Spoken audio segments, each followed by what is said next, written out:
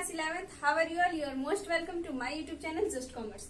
So in today's class we will discuss about MCQ of chapter 1, that is Fundamentals of Partnership. Fundamentals of Partnership chapter का आज हम MCQ type questions को solve करने वाले हैं. Okay, तो सारा कंसेप्ट हमारा क्लियर हो ही गया है एंड आई होप कि आपने अपना बुक भी बहुत अच्छे से स्टडी कर ही लिया होगा. तो आज हम थोड़ा सा कुछ 10 MCQ जो है वो चैप्टर 1 से मैंने निकाले हैं अपने बुक के हेल्प से एंड उस MCQ को हम आज समझेंगे. ठीक है, ये जो MCQ हमारा बोर्ड पे दिख रहा है ये बहुत ही बेसिक सा एकदम सिंपल एकदम इजी लेवल का MCQ है. ठीक है, तो मैं चाहती हूँ कि आप हमारे साथ साथ सॉल्व करें एंड तभी आपको समझ में आएगा कि कितना आपने प्रिपेयर किया है. ठीक है, आपका कंसेप्ट कितना क्लियर हो चुका है. तो चलिए हम स्टार्ट करते हैं विदाउट वेस्टिंग एनी टाइम. तो सबसे पहला हमारा क्वेश्चन है, who invented the double entry system of book keeping. Book keeping का डबल एंट्री सिस्टम का इन्वेंशन किसने किया है. तो आपको मैंने क्लास के दौरान ही बताया था कि डबल एंट्री सिस्टम जो है वो किसने सबसे पहले इन्वेंट किया था. तो वो कौन कौन से, यहाँ पे पहले हम देख लेते हैं कि क्या क्या लिखा हुआ है. हमारा ऑप्शंस दिए हुए हैं. तो यहाँ पे लिखा है विलियम पिकल्स, लुकास पेशियोली, J.R. बाल्टीबॉय और कार्ल मार्क्स. तो मैंने आपको बताया था कि डबल एंट्री सिस्टम का जो इन्वेंशन है वो लुकास पेशियोली किए थे. ठीक है, लुकास पेशियोली ने किया था कब, तो 1494 में किए थे.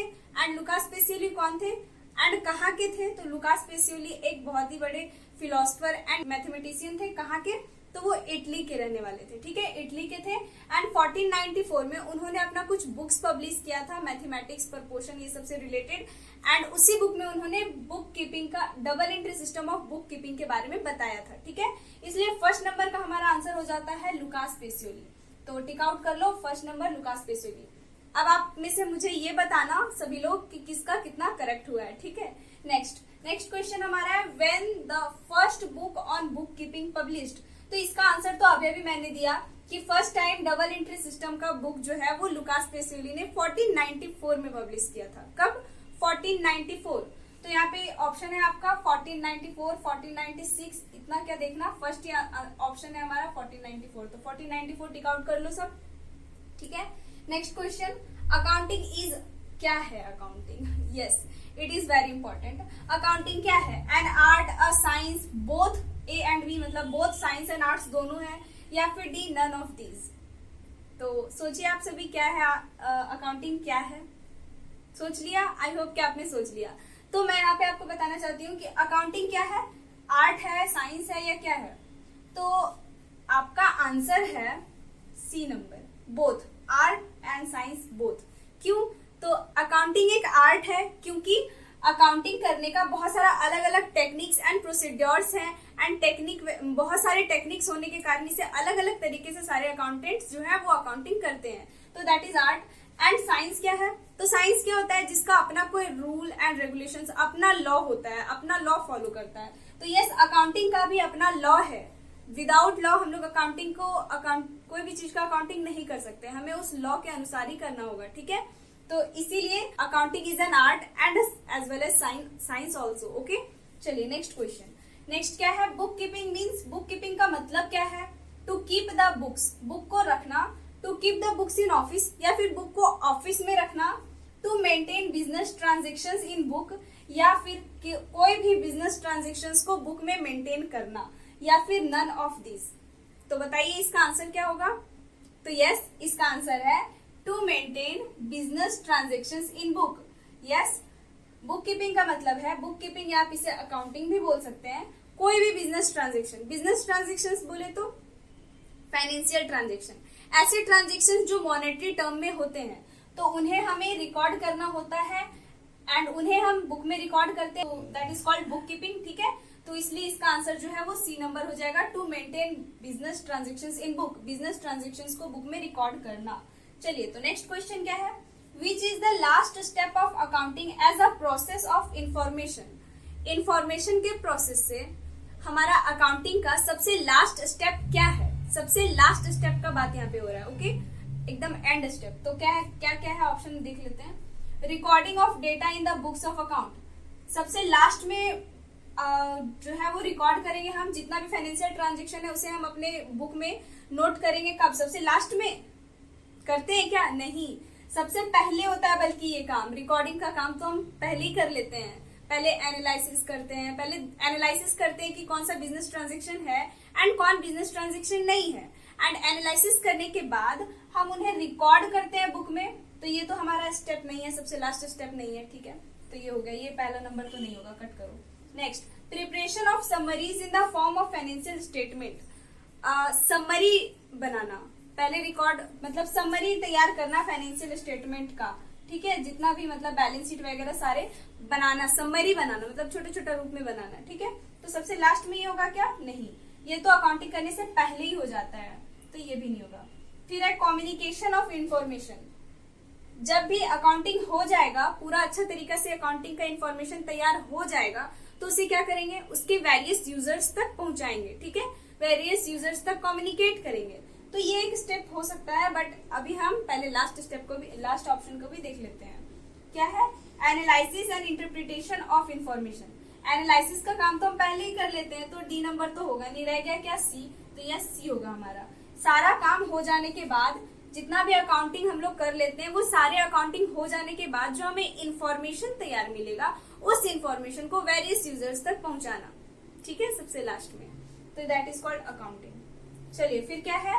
Who is not an user of accounting information. इनमें से कौन जो है वो अकाउंटिंग इन्फॉर्मेशन का यूजर नहीं है, यानी कि अकाउंटिंग हम करेंगे तो उसको नहीं देंगे, उसको कोई मतलब नहीं उससे, ठीक है। तो कौन कौन से? ऑनर लिखा हुआ है यहाँ पे, मैनेजमेंट, इन्वेस्टर और माइनर्स। तो ऑनर तो रहेगा ही बिजनेस का।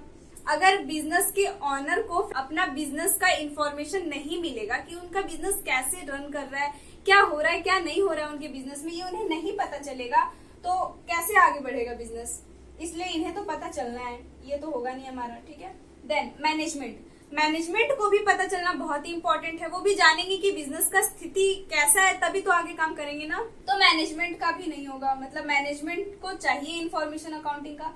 नेक्स्ट है इन्वेस्टर्स। तो यस, इन्वेस्टर्स को भी चाहिए। अगर इन्वेस्टर्स नहीं जानेंगे कि आपके बिजनेस का फाइनेंशियल ट्रांजेक्शन कैसा है, अगर वो आपके बिजनेस में अपना अमाउंट जो है वो इन्वेस्ट करते हैं, तो उन्हें अच्छा खासा रिटर्न मिलता है या नहीं मिलता, उन्हें प्रॉफिट होगा या नहीं होगा, इसलिए वो भी आपका फाइनेंशियल ट्रांजेक्शन या फिर क्या बोलते हैं, अकाउंटिंग को देखेंगे, उनका आपका बिजनेस का फाइनेंशियल स्थिति को जानेंगे, इसलिए इन्वेस्टर्स को भी इंफॉर्मेशन का जरूरत पड़ता है।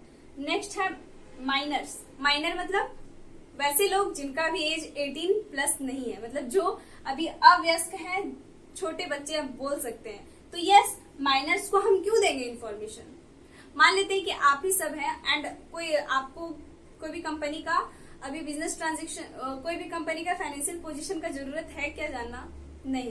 तो यस, यहाँ पे जो हमारा ऑप्शन होगा वो डी नंबर होगा, क्योंकि क्वेश्चन में बोला था who is not an user of accounting information. इनमें से कौन जो है वो अकाउंटिंग इन्फॉर्मेशन का यूजर नहीं है, तो वो है माइनर्स, ठीक है। माइनर्स जो है वो अकाउंटिंग इन्फॉर्मेशन के यूजर्स नहीं है।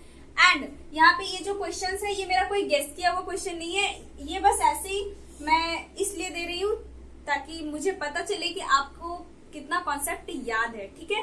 तो ये हो गया हमारा। आई होप कि आपको समझ में आ गया। ये नंबर 1 से 6 तक था। अभी मैं इसे इरेज करूंगी एंड देन हम सभी 6 के बाद से समझेंगे, ठीक है। तो आप जल्दी से इसका स्क्रीनशॉट ले लीजिए अगर आप लेना चाहते हैं तो आई होप कि आपने स्क्रीनशॉट ले लिया। अब मैं इसे इरेज करती हूँ एंड अब हम नेक्स्ट 6 के बाद वाले एमसीक्यूज क्वेश्चंस को समझेंगे, ठीक है। तो मैं इसे अब इरेज कर देती हूँ। सो अभी हमने क्वेश्चन नंबर 1 से 6 तक समझा था एंड अब हम क्वेश्चन नंबर 7 से समझेंगे, ओके। तो चलिए हम स्टार्ट करते हैं। तो सबसे पहले मैंने क्वेश्चन नंबर 7 में जो लिखा है वो क्या है? Which of the qualitative characteristics of accounting information is reflected when accounting information is clearly presented.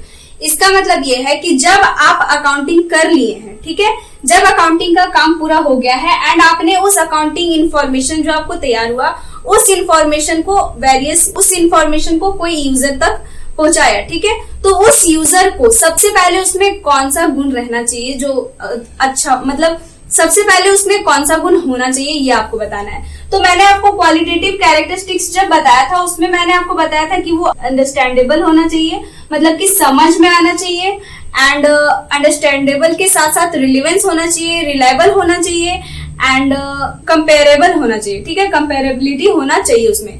तो यहाँ पे अगर आप ऑप्शन को देखें तो ऑप्शन में हमारा क्या है? Understandability, comparability, relevance and reliability, ठीक है।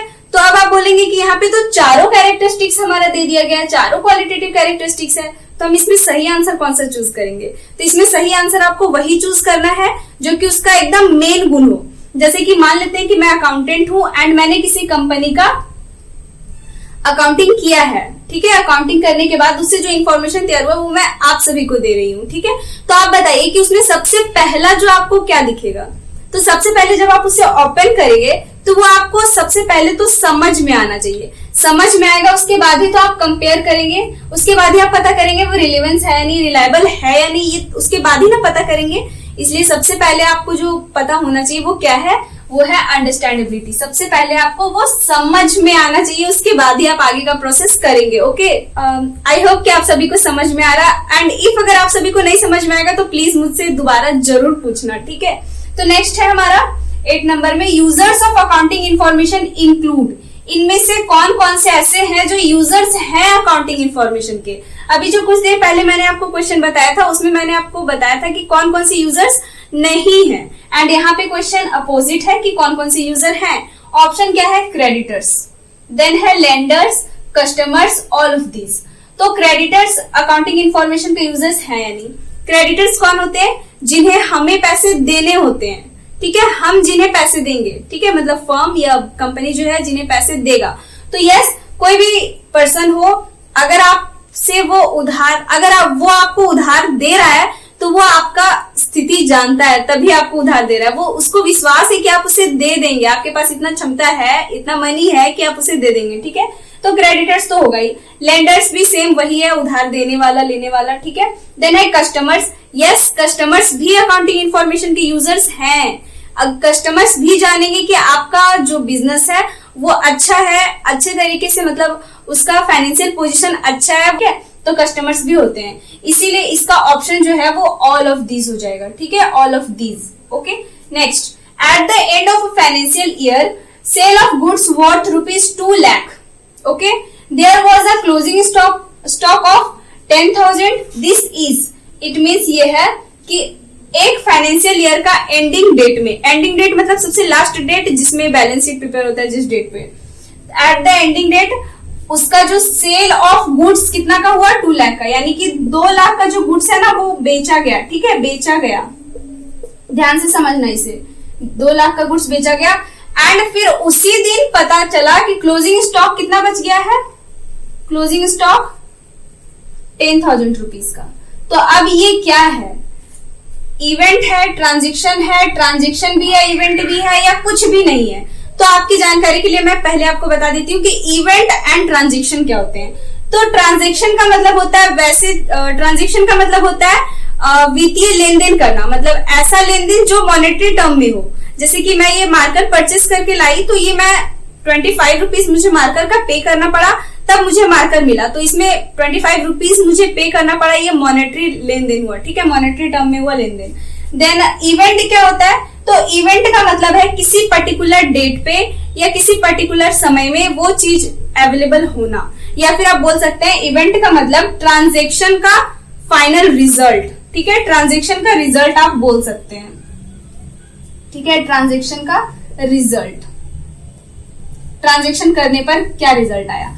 तो यहाँ पे पूछ रहा है कि ये क्या है, तो आप बोलेंगे कि गुड्स को सेल किए, तो सेल करने पे गुड्स चला गया एंड उससे हमें क्या मिला? अमाउंट रिसीव हुआ, तो ये मॉनेटरी टर्म में हुआ, इसलिए आप बोलेंगे कि ये एक ट्रांजैक्शन है।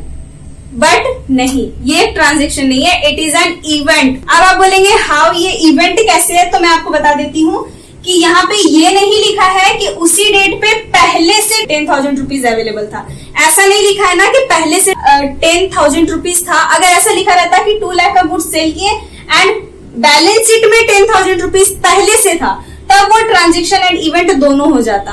बट यहाँ पे जो गुड्स पहले से फर्म के पास या कंपनी के पास होगा, मान लेते हैं कि उसके पास अगर 2,10,000 का गुड्स होगा, जिसमें से उसने 2 लाख का गुड्स जो है वो सेल कर दिया, तो अब उसके पास जो 10,000 का गुड्स बच गया है, ये गुड्स उसका क्या है? इवेंट है। तो इस तरीके से आपको समझना है, ठीक है, इस तरीके से इसमें लिखा हुआ है कि बेचने के बाद 10,000 का गुड्स जो है बच गया, तो ट्रांजैक्शन हुआ, उसके बाद 10,000 बच गया, ये फाइनल उसका रिजल्ट है, इसलिए it is an event. Okay, तो इसका राइट आंसर होगा इवेंट। चलिए अब 10th number, who is known as father of accounts. तो इसका आंसर बताइए आप सभी। इसका आंसर तो सभी को पता ही होगा, पहला क्वेश्चन के जैसे ही है ये क्वेश्चन। क्या है? Lucas Pacioli, J.R. Baltimore, William Pickles और कार्ल मार्क्स। वही सारा ऑप्शन दिए इसमें, ठीक है। तो कौन है फादर ऑफ अकाउंट्स बताइए। तो father of accounts is Lucas Pacioli. Lucas Pacioli को फादर ऑफ अकाउंट्स कहते हैं। क्यों? तो रीजन मैंने फर्स्ट क्वेश्चन में ही बता दिया था आपको, क्योंकि लुकास पेशोली जो है वो सबसे पहले बुक कीपिंग पे, अकाउंटिंग का इन्वेंशन किए थे। ओके, सबसे पहला बुक उन्होंने पब्लिश किया था 1494 में इटली में। ओके, तो ये हो गया। तो ये था हमारा फंडामेंटल्स चैप्टर का 10 MCQ क्वेश्चंस। अब जो हम समझेंगे वो नेक्स्ट क्लास हमारा है, एंड उसमें हम बेसिक अकाउंटिंग टर्म्स का कुछ MCQ को समझेंगे, ठीक है। तो मिलते हैं आपसे नेक्स्ट चैप्टर का MCQ का क्लास में। तब तक के लिए आप इसी तरह से रिवीजन करते रहिए खुद से। कहीं से भी कोई भी MCQ क्वेश्चन या कोई भी क्वेश्चन आपको मिल रहा है, प्लीज उसे पढ़ना, ठीक है। कोई जरूरी नहीं कि कोई आपको गेस करके दे देगा कि यही आ जाएगा, बट आप अपने रिवीजन के लिए हर जगह से, जहां से आपको अवेलेबल हो रहा है, पढ़ो, ठीक है। तब तक के लिए bye bye and take care.